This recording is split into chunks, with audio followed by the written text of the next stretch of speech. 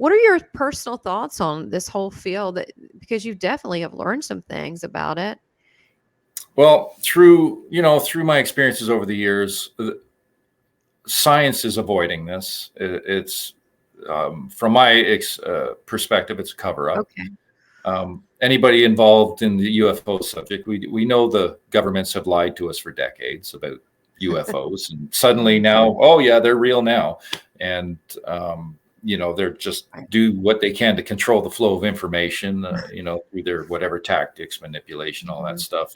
And so the Sasquatch, there are cases where Sasquatch have been seen coming and going from UFOs. I can't, pull anything off the top of my head, but I have read cases in the past. Right. There is a connection there, and I think it's all consciousness related because they are so developed telepathically, consciousness wise, that that all these other beings that we don't or some that reach out to humans and make contact, they there isn't just Sasquatch out there, but they're all aware of each other from my perspective anyways. And I have had a couple of UFO incidents throughout this. So oh really? That's cool. You have to tell me about that. That's cool.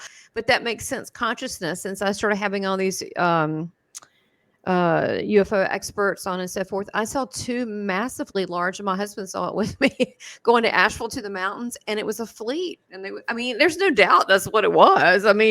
But I was not afraid at all. I was like so overjoyed and happy.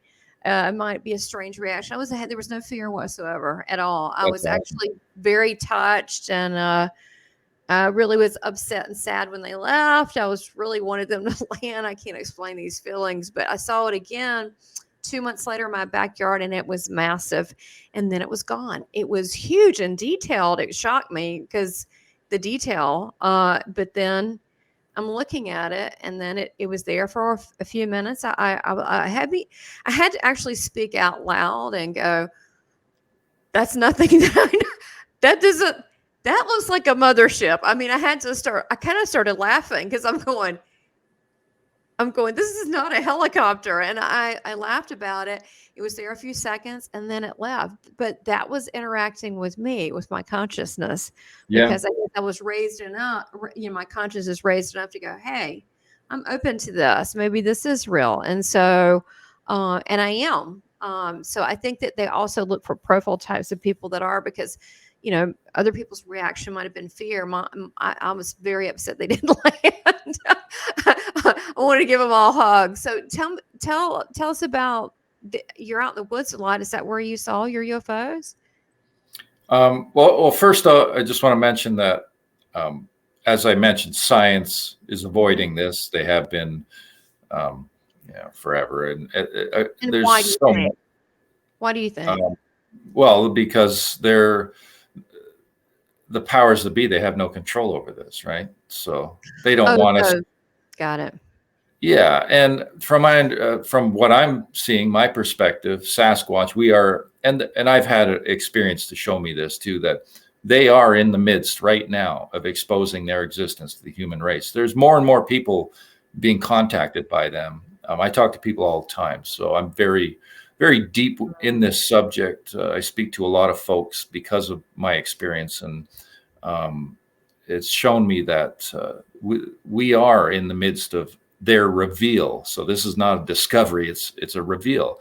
And as far as the UFO stuff, I'm actually posting. I got another video exporting right now. I'm going to. I actually told my 2 UFO stories on there. So I didn't see any craft. One happened during the day, one happened at night, and I know this was purposely given to me, so it wasn't just random. And how I know that, so the first one that happened, it was July 4th, 2018, 12:30 in the afternoon. I was driving north on the 400 Series Highway, just north of Toronto. I had Pearson Airport on my left, and there's a lot of lanes there. I might have been 5 or 6 lanes over from the left, and there was a transport just ahead of me in the lane to my immediate left.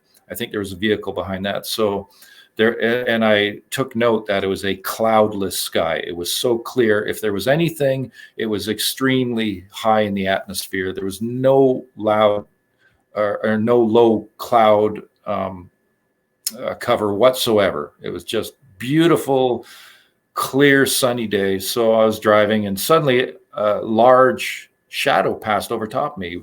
I was going, probably whatever, a little over the speed limit with the flow of traffic, and this huge shadow passed over top of me, and I took notice instantly because it was actually moving just a little faster, which gave it away. And instantly, I feel all funny because there's something about it, and I'm like, where's the plane? And I stuck my head out, and there was nothing there, and there had to be something there for this shadow to be there. And I realized almost immediately that's a cloaked ship, and it passed over the truck. It enveloped the whole truck, and I watched this shadow move past, and it only lasted seconds, and then it was over. So then 15 days later, I was up in Neff's area, and again, it was pristine conditions. It was a dead still night, and there's a lot of nights like that. You could literally hear a pin drop. Completely clear, starry night, and I'm by myself, and I'm sitting on this gravel road so I can see the sky, and I see way off in the distance, I see a flight path with planes passing every few minutes, like way off on the horizon distance there, and I can see their flashing lights, no problem.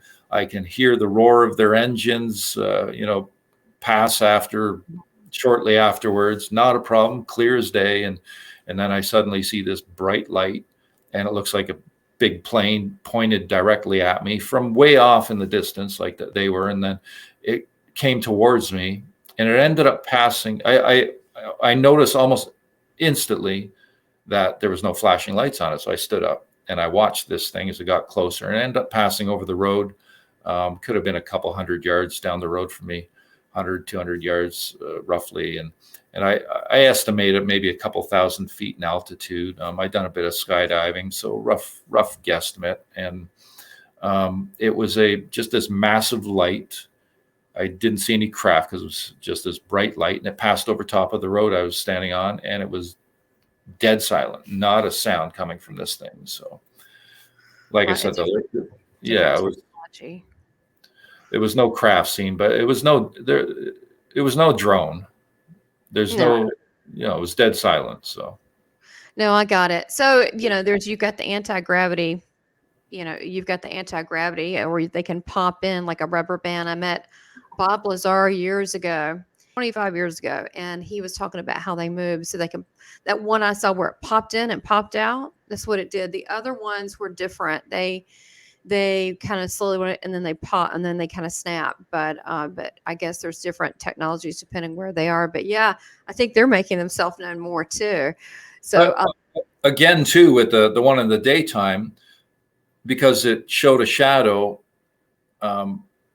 I'm thinking they can do the exact same thing with different vibrational frequencies where it didn't have to show that shadow. It probably could have been there in complete cloak mode and not given a shadow, but I believe that they chose to do that. They put it right in front of my face, basically. I agree with you. And, I have literally, it just kind of felt, I can't prove any of that, where I felt that's not a cloud.